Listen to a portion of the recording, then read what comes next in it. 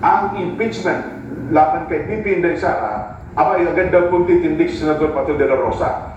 Ano ang kanya sasabihin? Ito po. Senador Bato?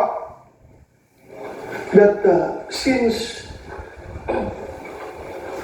tinanong ng impeachment court yung House of Representatives as to their stand whether or not itong 20th Congress House of Representatives is willing to be bound by the actions of their predecessors, yung House of Representatives ng 19th Congress, are they willing to continue or are they willing to be to bind themselves to whatever actions that were took place during the previous Congress? You can expect me also to raise the same question sa floor once the 20th Congress convenes.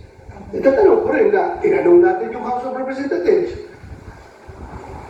Why not ask ourselves also? Di ba? Pareho naman. Pareho lang. So, tanongin rin natin yung Senate of the 20th Congress kung are they willing to be bound by the actions of the previous previous Senate of the 19th Congress. Ayun, nasa, oo nga naman. Wala makakapigil sa kanya. Oo. At kung yan itatanungin niya sa floor, Yes. aba ang pinakamagiging lundo niya, nasa, magbobotohan ang lahat ng mga senador.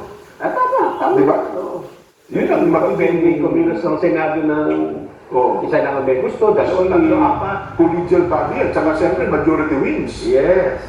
Well, magkakaroon muna ng minor at pagdidebate at pagkatalo at pagkatapos sa tatanungin, maaaring ganito mangyari. O kayo ba? O pabor ba kayo na ituloy pa ba natin itong usapin ng impeachment o hindi na kayo pabor?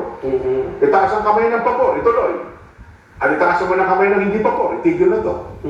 Diba? Ano ang kapangyarihan ng 20th Congress para ipagpatuloy ang nasimula sa 19th Congress? Diba? O yun ang sinasa. Tama ang pahayag dito sa Senador Ronald Bato de la Rosa. Ang mga taga Office of Civil Defense pala, Nelson, o OCD, nakatutok pala kayo sa ating palatuntunan.